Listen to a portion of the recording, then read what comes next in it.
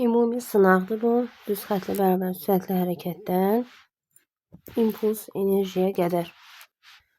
Deməli, burada biz sualların izahına baxacağıq.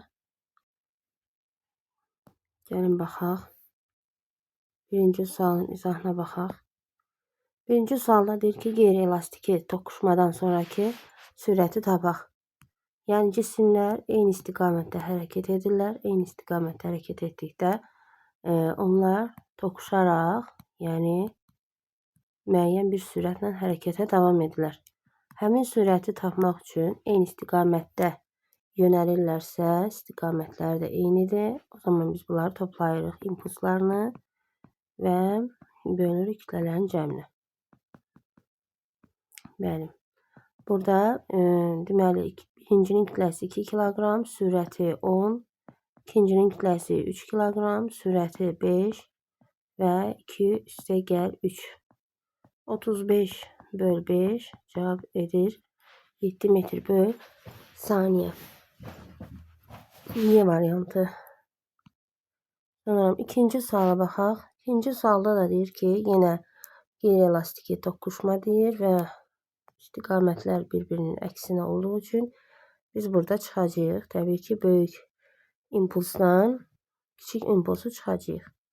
Yəni V' bərabərdir. Böyük impulsu tapmaq üçün görürük ki, M1 V1. Bunun sürəti neçədir? Kütləsi 3, sürəti 6, 18 edir bunun impulsu.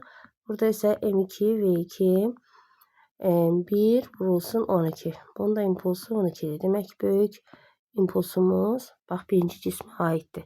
Yəni M1 V1 çıxılsın M2 V2 bölünsün M1 üstəgəl M2. Burada da nə edir? 18 çıx 12 böl 3 üstəgəl 1. 6 böl 4 sürət edir 1,5 metr böl saniyə. Yəni bu həm A-da var, həm B-də var. İstiqamətə baxırıq. Yəni böyük cismin impulsu hansında böyükdürsə, onun istiqamətində də gedəcək. 18 daha böyükdürsə, deməli birinci cismin sürət istiqamətində yönələcək. Birinci cismin istiqaməti də yəni bu şəkil olduğu üçün sağa da yaza bilər və yaxud da V1 istiqamətində də götürüb cavabı A yaza bilərik. Üçüncü sual ilə şəkildən izah etmək olar. Deyir ki, 20 Newton bir qüvvəmiz var və cismin kütləsi nəyə bərabərdir? Yəni eyni ipdə eyni qüvvə olar. Yəni bura 20 Newtondursa, burada 20'dir. Bax, bunlar eyni iplərdir. Eyni iplər. Bu da 20'dir. Bu da 20'dir. Bu da 20'dir. Bu da 20'dir. Baxaq görək. Bax, bu bloku yuxarı çəkən iki qüvvə var. 20 və 20. Demək, aşağı çəkən də 40 olacaq. Burada da həmçinin 2 dənə təbii ki, nə var? İpimiz var. İkisi də 20-20, 40 eləyir. Deməli, aşağı olacaq 40. Həmin bloku da yenə 2 yerə çəkən ipimiz var. 20-20, deməli, aşağı olacaq 40. Və blokdan cisim asılı və üçü də bir-birinə bağlı olduğu üçün bu üçünü aşağı dartan hansı qüvvələr var? 40, 40, 40. Deməli, bu ipdən 120 Newton qüvvə tətbiq olunur. Aşağı da bizim ağırlığımızdır mg. Yəni mg bərabərdir 120. M də bərabərdir 12 kiloqram. Cavab eləyir B, A variantı. Sonra burada şəkili çəkməyəcəm, elə şəkil üzərində deyəcəm. Sadəcə qeyd eləyək. Deyir ki, yük 10 saniyə ərzində, yəni T bərabərdir 10 saniyə 1 metr yuxarı qalxır. Yəni H yük bərabərdir 1 metr. Və ipin sərbəst ucunun sürəti V bərabərdir sual. Bunu tapmalıyıq. İndi biz baxmalıyıq ki, yəni sistem qüvvədən 2 dəfə qazanc əldə edir. Bunu tapmaq üçün təbii ki, qüvvəyə baxmalıyıq. Eyni ipdə eyni gəlmə qüvvəsi olar. Bax, bunlar eyni ipdir. Bu neçə F'dir? 1 F. Burada deməli bir F'dir, burada bir F'dir. Deməli aşağı dartan neçə F olacaq? 2F. Yəni bu F, bu da F. Yuxarı 2F-dirsə və aşağıda 2F olmalıdır. Bu artıq, bax, bu artıq başqa ipdir. Yəni eyni ip deyil. Bu ip, bax, buradan gəlir, bu şəkildə gedir. Bura 2F idisə, demək ki, burada 2F'dir. Və aşağı neçə F olacaq? 4F. İndi bir başqa qüvvəyə baxaq, yəni ipə baxaq. Artıq bu başqa ipdir. Bax, bu ip başqa ipdir. Bu deməli 4F'dir. Aşağı olacaq bizdə 8F. Təzədən çox gözəl rənglər qoyublar burada. Tam ürək açılır. Bu qara olmasın, qırmızı olsun. 8F, bu da 8F. Toplam neçə eləyir? 16F. Aşağıda nə var? MC var. Düzdürmü? Deməli yazırıq 16F bərabərdir MC. F də bərabərdir MC böl 16. Yəni bu qalsın qıraqda. Bir dənə mövzuya gedək. F bərabərdir MC böl 2 yazırdıq tərpənən blokda və yazırdıq V ip bərabərdir 2V yük. Yəni bu nə deməkdir? Tərpənən blok qüvvədə 2 dəfə qazanc əldə edir. 2 dəfə qazanc əldə etdiyi üçün ona görə ipin ucuna tətbiq olunmuş sürət yükə tətbiq olunmuş sürətdən 2 dəfə böyük olur. Yəni burada bax bu düsturda hansı rəqəm yazılıbsa, bax burada həmin rəqəm yazılır da, yəni qısa konkret deyək. İndi baxaq. Yəni siz öyrənmisiniz ki, tərpənən blokda V ip bərabərdir 2V yük. H ip bərabərdir 2H yük. Amma bu hər zaman belə olmur axı. O nə zaman olur? 2 dəfə qazanc əldə olunanda. Amma biz misalımızda neçə tapdıq? 16 dəfə qazanc. Onda nə yazmalıyıq? V ip bərabərdir 16V yük. 16V yük. İndi baxaq. Verilənlərdə bizdə nə verilmişdi? H yük, bir də T. Biz buradan V yükü tapa bilərik. Düzdür? Bu artıq şeyləri silək buradan. Buradan silək. Davam edək. Deməli, V yük bərabərdir H yük bölünsün T. 1 böl 10 inir 0,1. Düzdürmü? Biz V yükün 0,1 olduğunu tapdıq.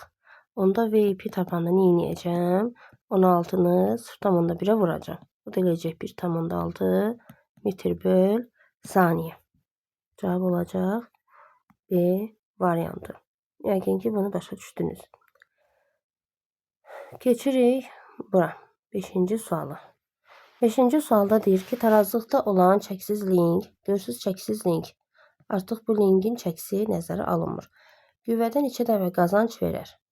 Yəni də baxırıq ki, uşaqlar, baxın, yuxarı yönələn qüvvə nədir? Dayağı reaksiya qüvvəsi 80. Yəni linkin bir ucuna F1 təsir edir, digər ucuna da F2. Yəni yuxarı yönələn qüvvə ilə aşağı yönələn qüvvələr bir-birinə bərabər olmalıdır. Yəni 80 bərabərdir F1 üstə gəl 20. Deməli F1'imiz oldu 60 Newton. Bax bu oldu 60 Newton. Qüvvədə qazancı necə tapırıq? Qüvvədə qazancı tapanda ya böyük qüvvəni kiçik qüvvəyə bölürük, ya da böyük qolu kiçik qola bölürük. Kiçik qola bölürük. Bizə qüvvələr verir. Böyük qüvvəmiz kimdir? 60. Kiçik qüvvəmiz kimdir? 20. 60'ı bölərəm 20-yə. Cavabı da alaram. 3 dəfə qazanc əldə etmiş olarıq. Baxın, mən burada nəyə görə çəksiz link sözünün altına xətt çəkdim? Əslində bizə heç o məlumat lazım deyildi. Amma yenə də vurğuladıq. Çəksiz link o deməkdir ki, çəksiz link sözünü gördünüz. Demək ki, burada linkin çəkisi nəzərə alınmır. Yəni cümləni biz izah elədik sanki. Amma 6-cı sualda deyir ki, bir cins link. Görürsünüz, burada çəksiz link yazmayıb. Yəni bütün misalları bir-birinə bərabər etmək olmaz. Cümlələrə fikir vermək lazımdır. Bir cins link yazılıbsa, demək ki, burada çəki nəzərə alınır. Kimin çəkisi? Linkin çəkisi təbii ki. Linkin çəkisi necə nəzərə alınacaq? Bir cins dediyinə görə linqin çəkisi tən ortadan olmalıdır. Bax, hissələri sayırıq. 1, 2, 3, 4, 5, 6. Yəni tən orta nə olmalıdır? 6-nın yarısı 3 eləyər də. Sağ tərəfə də 3 düşməlidir, sol tərəfə də. Yəni 1, 1, 2, 1, 2, 3, 1, 2, 3. Yəni bu qorxunc şəkli silək. Buradan özüm də qorxdum. Yəni çox qorxunc bir şəkil oldu. Gəlin baxaq. Deməli, tən ortadan bizim ağırlıq qüvvəmiz, yəni linqin çəkisi necə ifadə olunur?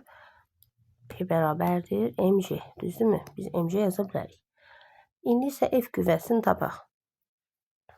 F qüvvəsini tapanda, yəni mg'nin qolunu vuracağıq mg'yə. Mg'nin qolu neçədir? Dayağa qədər qolu. 3. F'in qolu nə qədərdir? 1, 2, 3, 4, 5, 6. Vur 6. Kütlədə 6 kiloqramdır. 6 vur 10 vur 3 bərabərdir F vur 6. 6'lar gedir. F nəyə bərabər olur? 30 newtona. Cavab da burada 30 newtondur. 7'yə baxaq. 7-ci sualda nə deyir? 7-ci sualda deyir ki, sürtünmə əmsalını tap. Mü bərabərdir sual. Cisim bərabər sürətlə şaquli aşağı hərəkət edir. Və bu bizim kütləmizdir. Bir M kütləli cismimiz olsun. M kütləli cisim bərabər sürətlə aşağı inir. Demək ki, burada əvəzləyici qüvvə 0'a bərabərdir. Düzdürmü? Əvəzləyici qüvvə 0'a bərabərdir. Yəni cismə təsir edən qüvvələr bir-birinə bərabərdir. Demək, cismə hansı qüvvələr təsir edər? Cisim aşağıya doğru hərəkət edirsə, onu aşağıya sürükləyən bir qüvvə var. Bu da olacaq mg sinus alfa. Düzdürmü? Hərəkətə səthə paralel, yəni bunun ağırlığı. Desəz ki, bu mg sinus alfadan gəldi. Biz mövzunun izahında da demişdik ki, hətta burada bucaqları da ispat eləmişdik. Bu da nə olacaq? Səthə perpendikulyar mg kosinus alfa. Ne yazmaq olacaqmı? Olduq. Aysə, yəni bu bucaqla bu bucaq bir-birinə bərabərdir. Və biz bu qüvvəni tapanda mg'nin bu qüvvənin əmələ gətirdiyi bucağın kosinusuna vururuq. Bura bucağın kosinusudursa, onda səthə paralel, bu bizim səttimizdirsə, səthə paralel mg sinus alfa yazırıq. Yəni cismi aşağıya sürükləyən mg sinus alfa olar.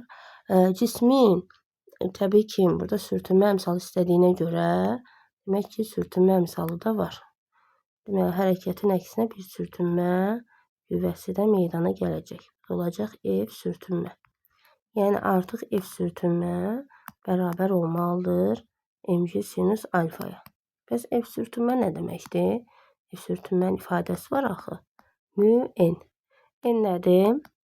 Mg kosinus alfa. Hardan çıxdı bu uşaqlar? Yəni deyirik ki, səthə, bax bu bizim səttimizdir. Səthə perpendikulyar yönələn qüvvə. Bax bu n-dir.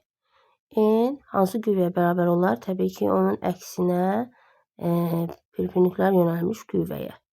Yəni mg kosinus alfaya. Bu mg kosinus alfadırsa gətirib yerinə qoyuruq. Mü mg kosinus alfa. Və bu qüvvələri bərabər eləyək. Demək, sürtünmənin yerinə nə yazacağıq?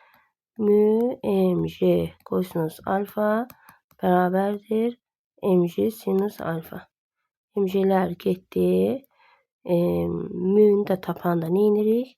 Sinus alfanı bölürük kosinus alfaya. O da eləyir tangens alfa. Əla. Sürtünmə əmsalının tangens alfa olduğunu tapdıq. Tangens alfa nə deməkdir? Tangens alfa nə deməkdir? Qarşıdakı kateti bitişik katetə bölmək. Yəni, həmişə deyirəm, şaqulini üfüqiyə bölmək. Müəllimlər heç etsə, təbii ki, deyərlər, bu nə ifadədir, amma şagirdlərin yadında bu qalır. Ona görə belə deyirəm. 2x deyilir 2-də 1, yəni 0,5. Bəzən olur ki, qayda bizim yadımızda qalmır, amma hər hansı bir kənar ifadə uşaqların yadında daha yaxşı qalır. Biz təbii ki, qaydanı da deyirik, ifadələr də deyirik, düzgün də deyirik, düzgün olmayanda. Tormozlayıcı qüvvənin ən böyük qiyməti hansı olar? Yəni burada hərəkət nədir? Deyir ki, tormozlayıcıdan danışırsaq, demək ki, hərəkət yavaşlayan hərəkət olub. Yavaşlayan hərəkət də nə zaman olur? Cismə yalnız sürtmə qüvvəsi təsir etdikdə. Yəni cismə bir dənə qüvvə təsir edir, o da hansı qüvvədir? Sürtünmə qüvvəsi. Onda əvəzləyici qüvvə nəyə bərabər olar? Sürtünmə qüvvəsinə bərabər olar. Yəni M-a bərabərdir. Mü mj. M-lər gedər, A bərabər olar mü j-yə. Aha, sonra bax burada deyir ki, bu nədir? Bu S nədir? Tormoz yoludur, düzümü? Yəni S bərabərdir. Bərabər yavaşlayan hərəkətdə başlanğıc sürət son sürətdən böyük olduğu üçün böyük sürətin kvadratından kiçik sürətin kvadratını çıxıb bölürük 2A-ya, düzdürmü? Bəli, burada biz dedik ki, bərabər yavaşlayan hərəkətdə cisim tormozlanıbsa, deməli onun son sürəti nə olacaq? 0. Bu getdi 0-a. İfadəmiz nəyə bərabər oldu? 0 kvadratı bölünsün 2A. Düzdürmü? Aha, A-nı da biz nə tapmışıq? Mü mj gətirib qoyuruq yerinə. 2 mü mj və biz burada sürət və məxrəci kütləyə vursaq, təbii ki, kəsrin qiyməti dəyişməz. Yəni eyni bir kəsrin qiymətini alarıq. Sadəcə ifadəmizi başqa şəkildə yazmış olarıq. 2 mü mj. Mü mj bizə nəyi göstərir? F sürtünməni göstərirmi? Göstərir. Nə yaza bilərik? mv0 kvadrat böl 2 F sürtünmə. Aysə biraz da qəşəng yazaq. Onda bu tormozlayıcı yol olduğu üçün S tormoz yazaq indeksinə və düsturumuz da mv0 kvadrat bölünsün 2F sürtünmə. Buradan nə istəyir bizə? Tormozlayıcı qüvvəni istəyir. Tormozlayıcı qüvvə, yəni bu cismi bərabər yavaşlayan itməsinə səbəb olan qüvvə hansıdır? Sürtünmə qüvvəsidir. Yəni bu tormozlayıcı qüvvə də deyə bilərik. F sürtünmə bərabərdir mv0 kvadrat bölünsün 2S tormoz. Yəni kütlə təbii ki, burada dəyişmir, düzdürmü? Biz qüvvənin böyük qiymətini istəyiriksə, bu kəsrin böyük qiymətini istəyirik demək ki, kəsrin böyük qiyməti necə alınır? Onun sürəti böyük olar, məxrəci isə kiçik olar. Sürətin böyük qiyməti sıfırdan uzaq olan nöqtə olacaq. Təbii ki, buradan bir düz xətt qaldırırıq. Yəni 2 ilə 3 sürətin böyük qiymətləridir. S-in kiçik qiymətləri isə sıfıra yaxın olan qiymətlərdir. Yəni bax bu qiymətlər 5 ilə 3 S-in kiçik qiymətləridir və toqquşan hissə oldu 3. Və 3 nöqtəsi nə cürdür? Kiçik qiymətdir. Yəni S-in kiçik qiymətidir, V-nin böyük qiymətidir və qüvvənin də böyük qiymətini almış olduq. Baxırıq 9-cu suala. Deyir ki, yalnız sürtünmə qüvvəsinin təsiri ilə hərəkət edən bir cisim, 6 kiloqramlıq bir cisim, cismin sürətinin zamandan proyeksiyası verilib. Vx bərabərdir 20 çıxılsın 5t. Kütləmiz isə 6 kiloqramdır. Nə deyir? Cismə təsir edən sürtünmə qüvvəsini tap. Aha, tapaq. Baxaq görək nə tapırıq. Deməli, təcil burada nəyə bərabərdir? 5-ə. Bizim əvəzləyici qüvvəmiz nə oldu? MA. Düzdürmü? A-sə. Nədir bu? Yalnız sürtünmə qüvvəsi təsir edir. Görürsünüz, yalnız sürtünmə qüvvəsi təsir edirsə, F əvəzləyici nəyə bərabər olacaq? Elə F sürtünməyə. Burada sürtünmə əmsalı verməyib, ona görə əvəzləyici qüvvəni sürtünməyə bərabər eləyəcəyik. Əvəzləyici qüvvə nədir? MA. Nəyə bərabərdir? F sürtünməyə. M neçədir? 6. A neçədir? 5. O da bərabərdir F sürtünməyə. F sürtünmə də bərabərdir 30 Newton. Sonra burada sürəti avtomatik metr böl saniyə çevirəndə 18-də 5-ə vururuq. Alınır 20 metr böl saniyə. Mü-nü 0,5 verib. J də 10'dur. Bizdən nə istəyir? Tormoz yolu, S tormoz. Bayaq tapdığım kimi V0 bölünsün 2A. A-nın da yerinə yazırıq 2 mü J. Bəli, burada qoyaq yerinə. 400 bölünsün 2 mü 0,5'dir. J də 10'dur. Yəni 400'ü 10'a böləndə deyir 40. 40 metr. Bəli, bu 10 dənə sualın izahı. İndi 11-ci suala baxaq. Yer səthində olan cismin ağırlıq kütləsi 40 Newton olarsa, yer radiusuna bərabər hündürlükdə cismə təsir edən ağırlıq kütləsi nəyə bərabər olar? Yəni H bərabərdir R olanda deyir ki, nəyə bərabər olar? Yəni F nəyə bərabərdir? F bərabərdir GM böl R üstəgəl H-ın bağlanmış kvadratı. Yəni H R olarsa F neçə dəfə azalar? 4 dəfə azalar. Yəni R üstəgəl R 2R, 2R'in kvadratı da 4R. 4R kvadratı. Deməli 40 böl 4 o da eləyir 10. Cavab eləyir B variantı. Sonra burada da H bərabərdir 2R'dir. 2R nə olacaq? Üstünə 1'in də gələcək kvadrata yüksəldəcək. Olacaq 9R. Yəni qüvvə 9 dəfə azaldığına görə 90 böl 9 alırıq 10. Cavab yenə burada eləyir 10. Sonra 13'də bir ağırlıq qüvvəsi 36 dəfə azalar. 36 dəfə azalıbsa qüvvə radiusuna kvadratik tərs aldısı daxı. Onda radiusda ümumi 6 dəfə artmalıdır. Radius necə 6 dəfə artar? Yəni H bərabərdir 5R olanda. Bəli, burada da A variantı. Sonra deyir ki, məsafəni 50% azaltdıqda 50% azaltmaq 2 dəfə azalmaq deməkdir. 2 dəfə azalmaq deməkdir. Cazibə qüvvəsi də radiusunun kvadratik tərs asıdır. Əgər məsafə 2 dəfə azalırsa, demək qüvvə də 4 dəfə artmış olur. Burada da cavab A variantı olur. Sonra baxırıq 15-ci suala. 15-ci sualda deyir ki, cisim bərabər yavaşlayan hərəkət eləsin. Bərabər yavaşlayan hərəkət etməsi üçün, yəni sürəti görürük ki, sağa doğrudur. Demək ki, bərabər yavaşlayan hərəkət etməsi üçün təcil sola yönəlməlidir də. Yəni təcillə sürət bir-birinin əksinə olmalıdır. Təcil necə yönələcək? Yəni əvəzləyici qüvvəmiz sola yönəlməlidir. Yəni əvəzləyici qüvvə daha böyük olmalıdır da. Yəni əvəzləyici qüvvə necə sola yönəlir? Qüvvələr əks istiqamətdə yönəlirsə, biz böyük qüvvədən kiçik qüvvəni çıxırıq və əvəzləyici qüvvə də böyük qüvvə istiqamətində yönəlir. Deməli biz yazırıq ki, F2 üstəgəl F3 bu daha böyükdür. Çıxırıq F2-ni bərabər edirik F əvəzləyiciyə. Düzdürmü? F2 5'dir. 5 üstəgəl F3 çıxılsın F, daha doğrusu bu F1'dir. Hə, F1 12'dir. Bərabərdir F əvəzləyici də MA-dır. MA. M'imiz 2'dir. A'mız da 1'dir. Bunu hesablasaq, yəqin ki F3'ü buradan 9 Newton olduğunu taparıq.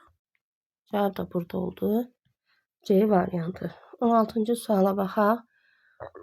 Burada deyir təcilin qiymət və istiqamətini tapaq. Baxaq. 1, 2, 3, 4, 5. F oldu 5 dama. Hər daması da 2 Newton. Oldu 10 Newton. Kütlə də verib 5 kiloqram. Bu da təcil F böl M-dən 10 böl 5 2. 2'ni tapdıq bu istiqamətdə. Əgər bizə 2 dənə 2 versəydi, istiqamətlərin fərqli versəydi, siz yenə də qüvvə istiqamətində yönəldiyini götürməli idiniz. Düzdür, burada bir dənə cavabdır. Yəni düşünmək verməyib də şagirdə, amma şagird düşünməli idi. Mən olsaydım bu testi bir variantında düzəldərdim. Baxırıq 17-ci suala. 17-ci sualda nə deyir?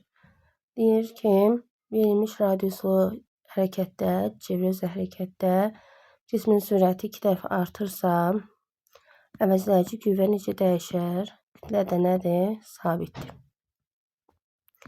Ev əvəzləyici nəyə bərabərdir? MA-ya. Aha, görürsən, amma burada təcil yoxdur. Təcil yeri nə var? Radius var, bir də sürət var. Və hansı hərəkət var? Çevrə. Deməli, A nəyə bərabərdir? V kvadratı böl R. Bunu da yazırıq bura. M V kvadratı böl R. M sabitdir. Radius yazılıb, verilmiş radius. Yəni radiusumuz sabitdir. Və kvadrat ilə kvadratik düz asıdır. Sürət 2 dəfə artanda qüvvə də 4 dəfə artar. 17 sualı izah elədim. Daha sonra 13 sualı da izah edib atacağım.